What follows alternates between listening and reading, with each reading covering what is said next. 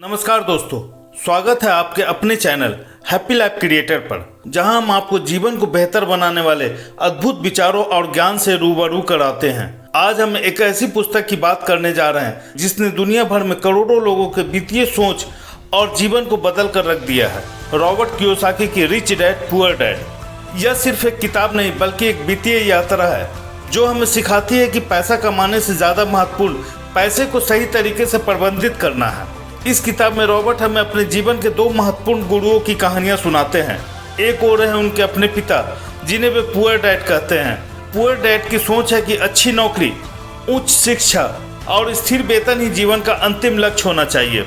दूसरी ओर है rich dad जो यह मानते हैं कि अगर आप सच में आर्थिक रूप से स्वतंत्र बनना चाहते हैं तो आपको निवेश करना होगा, अपनी संपत्ति बनानी होगी और पैसों के लिए काम करने की बजाय पैसे को आपके लिए काम करना सिखाना होगा। इस वीडियो में हम गहराई से समझेंगे कि क्यों पारंपरिक शिक्षा हमें वित्तीय साक्षरता नहीं सिखाती और कैसे रिच डैड की सोच हमें अपने आर्थिक भविष्य को बदलने का सही रास्ता दिखाती है। हम देखेंगे कि पैसे के बारे में आपकी मानसिकता, जोखिम लेने की क्षमता और संपत्ति निर्माण कैसे आपको आर्थिक रूप से स्वतंत्र बना सकता है। अगर आप भी अपने जीवन में पैसे को लेकर संघर्ष कर रहे हैं या अपने भविष्य को सुरक्षित और संपन्न बनाना चाहते हैं तो यह वीडियो आपके लिए एक महत्वपूर्ण गाइड साबित हो सकता है। तो वीडियो के अंत तक बने रहिए क्योंकि हम आपको इस किताब की मुख्य बातें और जीवन बदलने वाले विचारों से परिचित कराएंगे। आइए जानते हैं कैसे रिच डैड पुअर डैड हमें सिखाती है कि अमीरी कोई संयोग नहीं बल्कि सही वित्तीय शिक्षा और निर्णयों का परिणाम है। चलिए इस क्रांतिकारी यात्रा की शुरुआत करते हैं। और अभी तक आपने चैनल को सब्सक्राइब नहीं किया है तो वीडियो में खोने से पहले आप चैनल को सब्सक्राइब कर लें। क्या पैसे कभी आपको परेशान करते हैं?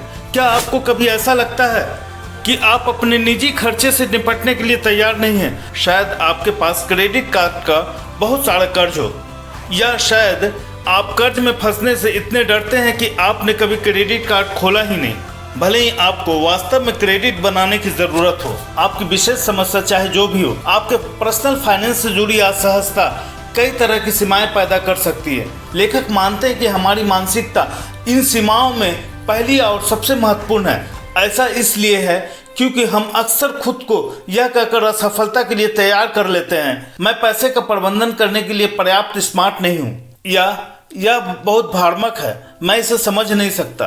लेखक मानते हैं कि फाइनेंशियल एजुकेशन के साथ हमारा अनुभव अक्सर इन असुरक्षाओं के मूल में होता है। और दुख की बात है कि ज़्यादातर लोगों को मिलने वाली फाइनेंशियल एजुकेशन बेहद अपर्याप्त होती है।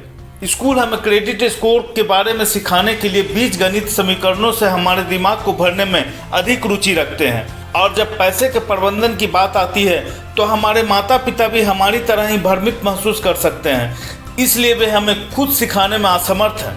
लेखक के अनुभव में एजुकेशन की यह कमी एक भयावह वर्ग विभाजन को उजागर करती है जिसे संबोधित किया जाना चाहिए। यदि हम फाइनेंशियल एजुकेशन तक अपनी पहुंच में सुधार करना चाहते हैं, और इस समरी के दौरान हम लेखक के निवेश बैंकर के रूप में व्यक्तिगत अनुभव का उपयोग करके यह दर्शाएंगे कि अमीर और गरीब लोग अपने बच्चों को पैसे के बारे में क्या सिखाते हैं। Chapter 1, explore your money motivation. लेखक के अनुभव ने उसे सिखाया है कि जब पैसे की बात आती है तो लोग दो चीज़ों में से एक से प्रेरित होते हैं, लालच या डर। हम हमेशा इन भावनाओं के बारे में नहीं जानते हैं, लेकिन अगर हम इस बारे में सोचने का सचेत प्रयास नहीं करते हैं कि हम अपने पैसे का प्रबंधन कैसे करते हैं तो ये इमोशंस सहज रूप से हमारे निर्णयों को प्रभावित कर सकती है। इस सिद्धांत को परखने के लिए लेखक हमें एक काल्पनिक परिदृश्य की कल्पना करने के लिए आमंत्रित करता है। मान लीजिए कि आपने अभी अभी एक बड़ी वेतन वृद्धि के साथ एक नई नौकरी शुरू की है। शानदार लगता है ना? लेकिन यह अगला कदम है, उस पैसे का क्या करना है यह तय करना, जो यह निर्धारित करता है कि आपका वित्तीय भविष्य कितना शानदार होगा। इसलिए जब आप इस परिदृश्य का विचार करते हैं तो आपको लगता है कि क्या करना सही होगा। क्या आपको एक नया घर खरीदना चाहिए और इसे अपने सपनों के घर के जितना संभव हो सके उतना करीब बनाना चाहिए? क्या आपको एक नई कार, अच्छे कपड़े या कोई अन्य फैशनेबल सामान खरीदना चाहिए जो आपके जीवन को और अधिक आकर्षक बना दे? या आपको स्टॉक और बॉन्ड जैसी किसी चीज में निवेश करना चाहिए? लेखक की सोच से पता चलता है कि यहीं पर वर्ग विभाजन वास्तव में सामने आता है। अमीर लोग अपने बच्चों को अपनी संपत्ति को संभाल कर रखना सिखाते हैं, भले ही इसका मतलब शेयरों में निवेश करके इसे थोड़ा सा फिर से बांटना हो। जो लोग यह विकल्प चुनते हैं वे समझते हैं कि भले ही आप अल्प अवधि में अपनी संपत्ति का थोड़ा सा हिस्सा छोड़ रहे हों, लेकिन वे निवेश आपको लंबे समय में अधिक पैसे कमाएंगे और यही इसे एक अच्छा विकल्प बनाता है। हालांकि जिन लोगों के पास फाइनेंशियल एजुकेशन कम है वे ऐसे विकल्प चुनने की संभावना नहीं रखते हैं जो उनके लिए एक ठोस वित्तीय भविष्य सुरक्षित कर सके। हालांकि अमीर माता पिता अपने बच्चों को सिखाते हैं कि निवेश एक बहुत ही वास्तविक और वैल्यूएबल ऑप्शन है। अन्य लोगों को स्टॉक और बॉन्ड के साथ उस तरह की सहजता की कमी होती है। जो लोग धनी परिवार में पैदा नहीं हुए हैं उनके लिए स्टॉक लगभग उतने ही काल्पनिक और अवास्तविक लगते हैं जितने कि यूनिकॉर्न। इस स्थिति में लोग निवेश के बारे में बहुत कुछ नहीं जानते होंगे और परिणाम स्वरूप वे इस विषय से अनकंफर्टेबल महसूस करते हैं। उन्हें शायद पता ना हो कि एक अच्छा निवेश क्या होता है और उन्हें चिंता हो सकती है कि निवेश करने से उन्हें पैसा का नुकसान होगा। इसलिए अपने पैसे को सुरक्षित रखने के लिए वे इसे संपत्ति और कार जैसी अधिक मूर्त चीजों पर खर्च करते हैं। ये खरीदारी आकर्षक और शानदार हो सकती है, वे अधिक ठोस और सुरक्षित लग सकती है क्योंकि आप सचमुच देख सकते हैं कि आपका पैसा कहाँ जा रहा है। लेकिन इन्वेस्टमेंट के विपरीत आपका नया घर या नई कार आपको कभी भी पैसा नहीं कमाएगी। वास्तव में वे आपकी नई नई मिली संपत्ति को सीधे आपके नीचे से चूस लेते हैं और इसीलिए इस अध्याय से मुख्य सीख यह है कि वित्तीय रूप से अनभिज्ञ लोगों को आम प्रलोभनों का शिकार होने से बचें। आपकी भावनाएं आपको बता सकती है कि नया घर खरीदना बेहतर है, लेकिन भावनाएं झूठ बोल सकती है। इसलिए यदि आप अपनी संपत्ति अर्जित करना और बनाए रखना चाहते हैं तो उन भावनात्मक कारकों की पहचान करना महत्वपूर्ण है जो पैसे के साथ आपके रिश्ते को प्रेरित करते हैं और फिर उन्हें अनदेखा करना सीखें। अपनी भावनाओं को सुनने की बजाय उन्हें ज्ञान से बदलें जो आपको अपने फाइनेंस के बारे में सही निर्णय लेने में मदद कर सकता है। और अगले 2 अध्यायों में हम उस फाइनेंशियल एजुकेशन पर एक नज़र डालेंगे जिसकी आपको ज़रूरत है, जो स्कूलों में कभी नहीं सिखाई जाती। Chapter 2 who wants to be a millionaire, करोड़पति कौन बनना चाहता है। अगर आप सड़क पर आम आदमी के पास जाकर उनसे यह सवाल पूछें तो लगभग हर कोई यही कहेगा, हाँ मैं करोड़पति बनना चाहूँगा। हालांकि लेखक का मानना है कि बहुत ज़्यादा धन होना जितना आप सोचते हैं उससे कहीं ज़्यादा समस्याजनक हो सकता है। ऐसा इसलिए है क्योंकि करोड़पति बनना करोड़पति बने रहने से कहीं ज़्यादा आसान है। क्यों? वैसे हालांकि हम $1 मिलियन को अनंत धनराशि के रूप में समझते हैं, लेकिन सच्चाई यह है कि यह कुछ भी नहीं है। तो चलिए कल्पना करते हैं कि आपके पास वास्तव में $1 मिलियन है। आप इसका कम से कम आधा हिस्सा एक आलीशान घर पर खर्च करते हैं। आप एक लग्जरी कार पर ज़्यादा खर्च करते हैं। आप अपनी नई जीवन शैली से मेल खाने के लिए कुछ डिजाइनर कपड़ों पर थोड़ा ज़्यादा खर्च करते हैं। अब आपके अनंत धन का एक बड़ा हिस्सा खत्म हो गया है। आप अपने घर का भुगतान कैसे करेंगे? आप अपनी शानदार कार के बीमा या मरम्मत का भुगतान कैसे करेंगे? आप अपने नए उच्च श्रेणी के दोस्तों के साथ कैसे तालमेल बिठा पाएंगे? जब आपके घर में कुछ टूट जाए तो आप क्या करेंगे?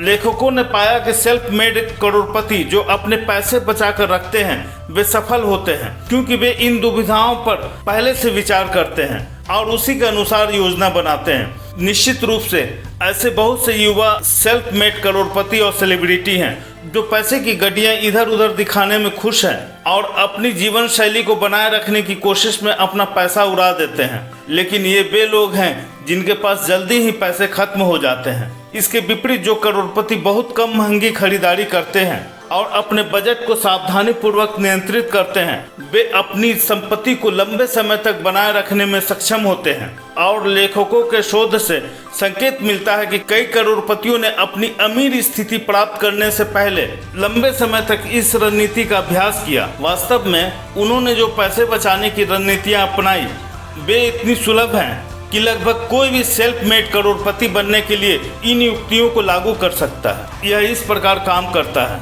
आप बस उन सभी खरीदारी को कम करके शुरू करते हैं जिनकी आपको आवश्यकता नहीं है। हम जो चीज़ें खरीदते हैं वे सभी के लिए अलग अलग हो सकती है, लेकिन तर्क एक ही है क्योंकि एक समय या दूसरे समय पर हर किसी ने सोचा है, ओह यह केवल $5, $10 या $15 का है। थोड़ा सा खर्च करने से कोई नुकसान नहीं होगा, लेकिन हर बार जब हम उस तर्क का इस्तेमाल करते हैं और किसी ऐसी चीज पर एक और छोटी राशि खर्च करते हैं जिसकी हमें जरूरत नहीं है, तो हम एक और छोटी राशि बर्बाद कर रहे होते हैं। और अगर हम हर महीने कई बार इस प्रक्रिया को दोहराते हैं तो हम सैकड़ों डॉलर बर्बाद कर चुके होते हैं, इससे पहले कि हमें इसका एहसास भी हो। लेकिन क्या होगा अगर हम हर बार पैसे के उन छोटे छोटे टुकड़ों को अपने पास रखें? क्या होगा अगर हम उन्हें बचाकर अलग रख दें? समय के साथ सावधानी पूर्वक बचत करके लेखक पुष्टि करते हैं कि सेल्फ मेड करोड़पति बनने के लिए पर्याप्त धन अलग रखना आसान है। वास्तव में आम धारणा के विपरीत आपको शुरुआत करने के लिए 7 अंकों की कमाई करने की जरूरत नहीं है। आपको एक अच्छी खासी तनख्वाह की भी जरूरत नहीं है। आप बस एक लक्ष्य निर्धारित करके एक बजट पर टिके रहकर और हर महीने पैसे बचाकर अपना भाग्य बना सकते हैं।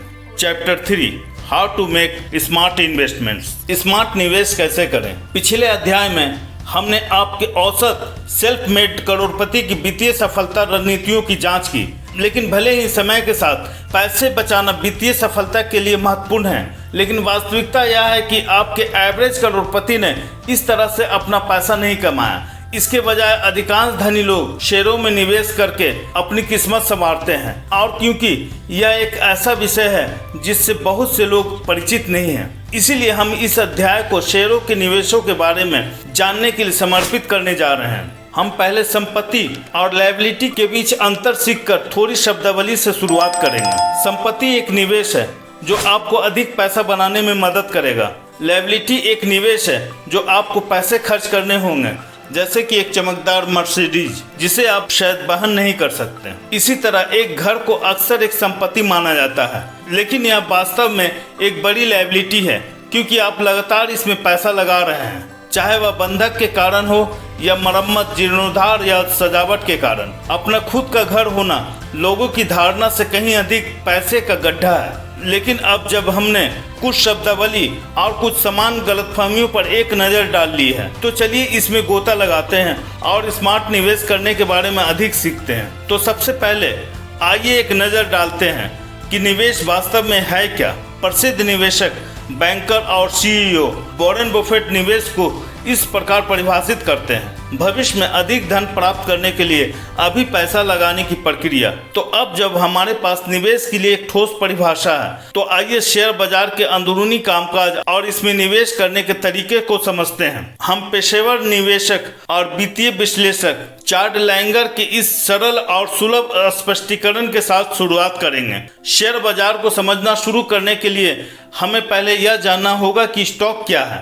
लैंगर स्टॉक की एक सरल परिभाषा प्रदान करके शुरू करते हैं। स्टॉक या किसी कंपनी के शेयर फर्म में स्वामित्व एक्टिविटी का प्रतिनिधित्व करते हैं, जो शेयर धारकों को वोटिंग अधिकार के साथ साथ पूंजीगत लाभ और लाभांश के रूप में कॉर्पोरेट आय पर अपशिष्ट दावा भी देते हैं। शेयर बाजार वह जगह है जहां व्यक्तिगत और संस्थागत निवेशक सार्वजनिक स्थल पर शेयर खरीदने और बेचने के लिए एक साथ आते हैं।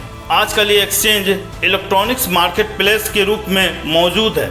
शेयर की कीमतें बाजार में आपूर्ति और मांग द्वारा निर्धारित की जाती है, क्योंकि खरीदार और विक्रेता ऑर्डर देते हैं। ऑर्डर फ्लो और बोली मांग स्प्रेड अक्सर विशेषज्ञों या बाजार निर्माताओं द्वारा एक व्यवस्थित और निष्पक्ष बाजार सुनिश्चित करने के लिए बनाए रखा जाता है। इसलिए अब जब हम निवेश और स्टॉक के बारे में अधिक जानते हैं, तो हम आगे बढ़ सकते हैं और शेयर बाजार और यह कैसे काम करता है इसकी बेहतर समझ विकसित कर सकते हैं। लैंगर कहते हैं, शेयर बाजार में शेयरों की कीमतें कई तरीकों से निर्धारित की जा सकती है, लेकिन सबसे आम तरीका नीलामी प्रक्रिया के माध्यम से है, जहां खरीदार और विक्रेता खरीदने या बेचने के लिए बोलियां और प्रस्ताव देते हैं। बोली या कीमत होती है जिस पर कोई खरीदना चाहता है, और प्रस्ताव व कीमत होती है जिस पर कोई बेचना चाहता है। जब बोली और पूछ मूल्य एक हो जाते हैं तो व्यापार किया जाता है। और अंत में हम यह देख सकते हैं कि वित्तीय ज्ञान की कमी किसी व्यक्ति के स्मार्ट निवेश करने और व्यक्तिगत भाग्य बनाने की खोज में एक महत्वपूर्ण बाधा बन सकती है। चूंकि शेयर बाजार के बारे में अंदरूनी जानकारी कई अमीर माता पिता के लिए आम है, इसलिए वे इस ज्ञान को अपने बच्चे को दे सकते हैं और उन्हें शेयर बाजार के साथ सहज महसूस करने के लिए प्रोत्साहित कर सकते हैं। इसलिए लेखक का दावा है कि हर किसी को, चाहे उनकी सामाजिक आर्थिक पृष्ठभूमि कुछ भी हो, अगर वे वित्तीय सफलता हासिल करना चाहते हैं तो उन्हें यह ज्ञान होना चाहिए। चैप्टर 4 में समरी का फाइनल, लेखक के व्यक्तिगत अनुभव ने उसे दिखाया है कि अमीर और गरीब माता पिता के बीच सामाजिक आर्थिक विभाजन ने वित्तीय शिक्षा में असमानता पैदा की है। चूंकि अमीर माता पिता शेयर बाजार के अंदरूनी कामकाज और धन प्रबंधन के लॉजिस्टिक्स से सहज हैं, इसलिए वे इस ज्ञान को अपने बच्चों को देते हैं और उन्हें एक स्वस्थ वित्तीय भविष्य बनाने के लिए उपकरण देते हैं। गरीब माता पिता के बच्चों को यह शिक्षा नहीं होती और परिणाम स्वरूप वे पीड़ित होते हैं। इसलिए लेखक अपने अनुभव का उपयोग शेयर बाजार की मूल बातें समझाकर परिसंपत्ति और लायबिलिटी के बीच अंतर की पहचान करके और स्मार्ट निवेश उदाहरण प्रदान करके वित्तीय सफलता के लिए एक रोड मैप तैयार करने के लिए करता है। Thank you.